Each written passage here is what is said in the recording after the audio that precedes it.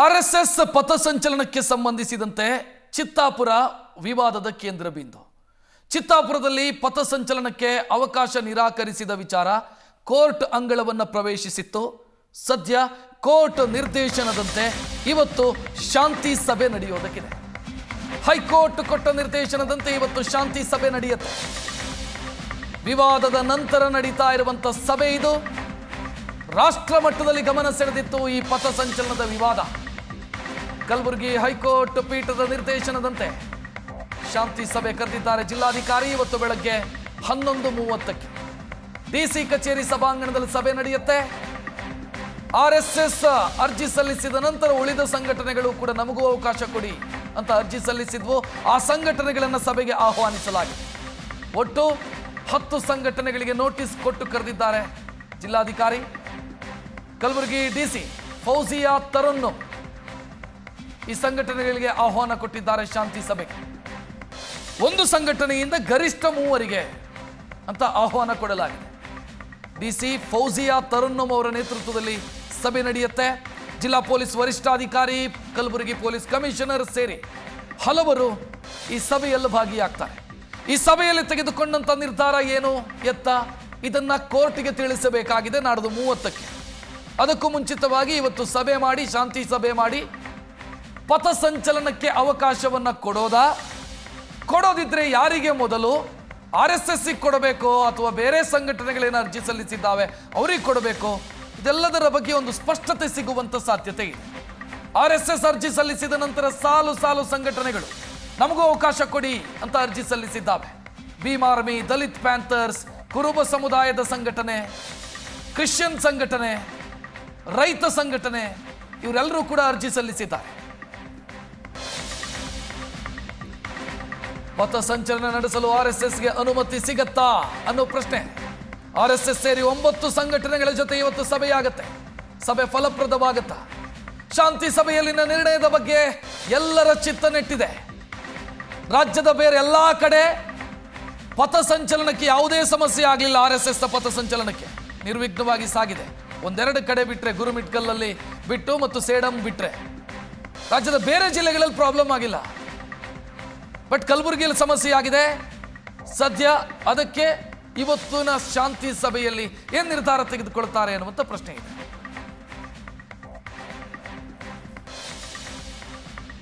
ಹೆಚ್ಚಿನ ಡೀಟೇಲ್ ನೀಡೋದಕ್ಕೆ ನಮ್ಮ ಪ್ರತಿನಿಧಿ ಶರಣಯ್ಯ ನೇರ ಸಂಪರ್ಕದಲ್ಲಿ. ಶರಣಯ್ಯ, ಸಹಜವಾಗಿ ಕುತೂಹಲ ಇದೆ. ಯಾಕಂತಂದ್ರೆ RSS ಅವರು ಪಥಸಂಚಲನ ಕೇಳಿದ್ರೆ ಉಳಿದವರ ಉದ್ದೇಶ ಪಥಸಂಚಲನ ನಡೆಸೋದಕ್ಕಿಂತ ಹೆಚ್ಚಾಗಿ RSS ಪಥಸಂಚಲನಕ್ಕೆ ಬ್ರೇಕ್ ಹಾಕಬೇಕು ಅನ್ನೋ ರೀತಿಯಲ್ಲಿದೆ.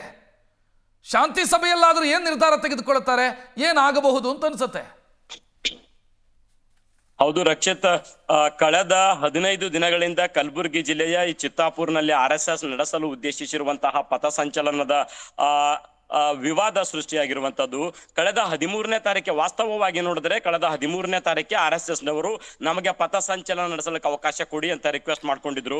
ಆದ್ರೆ ಕಲಬುರಗಿ ಜಿಲ್ಲಾಡಳಿತ ಅಂದ್ರೆ ಚಿತ್ತಾಪುರ್ ತಹಸೀಲ್ದಾರರು ಅದನ್ನ ನಿರಾಕರಣೆ ಮಾಡಿದ್ರು. ಕಾರಣ ಆ ಸಂದರ್ಭದಲ್ಲಿ 18ನೇ ತಾರೀಕು ಮತ್ತೆ 3 ಜನ ಸಂಘಟನೆಯವರು ನಮಗೂ ಕೂಡ ಅದೇ ಡೇಟ್ಗೆ ಪಥಸಂಚಲನಕ್ಕೆ ಅವಕಾಶ ಕೊಡಿ ಅಂತ ಅರ್ಜಿ ಸಲ್ಲಿಸಿರುವಂತಹ ಕಾರಣಕ್ಕಾಗಿ. ಅದಾದ ನಂತರದ ಘಟನೆಗಳು ಮತ್ತಷ್ಟು ವಿಕೋಪಕ್ಕೆ ಹೋದವು. ಅಂದ್ರೆ ಪರಿಸ್ಥಿತಿ ಬಿಗಡಾಯಿಸಿ ಶಾಂತಿಯುತವಾಗಿ ಒಂದು ಪಥಸಂಚಲನ ನಡೆಸಲಿಕ್ಕೆ ಅವಕಾಶ ಸಿಗದೇ ಇರುವ ನಿಟ್ಟಿನಲ್ಲಿ ಸಾಕಷ್ಟು ಕೆಲಸಗಳು ಅಲ್ಲಿ ಆದವು ಅಂತ ಹೇಳ್ಬೇಕಾಗ್ತದೆ.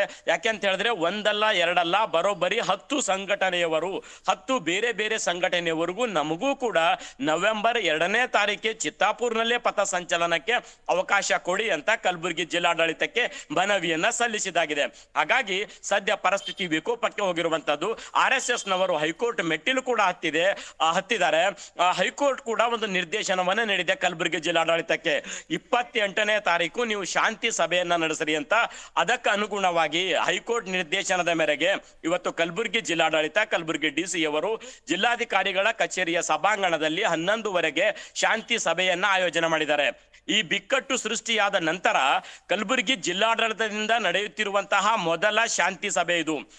ಅಂದ್ರೆ ವಾದ ಬಿಕ್ಕಟ್ಟು ಸೃಷ್ಟಿಯಾದ ನಂತರ ಶಾಂತಿಯುತವಾಗಿ ಬಗೆಹರಿಸುವ ನಿಟ್ಟಿನಲ್ಲಿ ನಡೆಯುತ್ತಿರುವಂತಹ ಮೊದಲ ಪ್ರಯತ್ನ ಇದು. ಹಾಗಾಗಿ ಏನಾಗ್ತದೆ ಅನ್ನುವಂತಹ ಕುತೂಹಲ ಸಹಜವಾಗಿಯೇ ಸಂಘಟನೆಯವರೆಗೂ RSS ನವರೆಗೂ ಮತ್ತು ಸಾರ್ವಜನಿಕರಲ್ಲೂ ಇರುವಂತದ್ದು.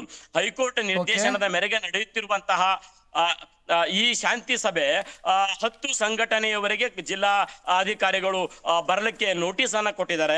ಇದರಲ್ಲಿ SP ಅವರು ಪಾಲ್ಗೊಳ್ಳುವಂತಹ ಸಾಧ್ಯತೆ, ಪೊಲೀಸ್ ಕಮಿಷನರ್ ಅವರು ಪಾಲ್ಗೊಳ್ಳುವಂತಹ ಸಾಧ್ಯತೆ, ಜಿಲ್ಲಾ ಮಟ್ಟದ ಅಧಿಕಾರಿಗಳು ಸೇರಿದಂತೆ ಚಿತ್ತಾಪುರ್ನ ತಹಸೀಲ್ದಾರರು ಭಾಗವಹಿಸುವಂತಹ ಸಾಧ್ಯತೆಗಳಿದಾವೆ.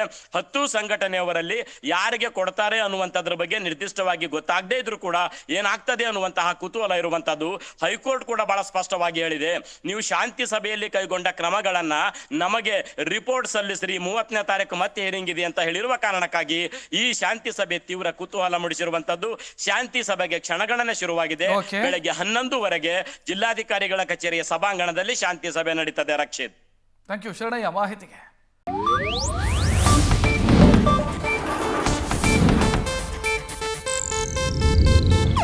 ಇದು ಏಷ್ಯಾನೆಟ್ ನ್ಯೂಸ್ ನೆಟ್ವರ್ಕ್ ಪ್ರಸ್ತುತಿ.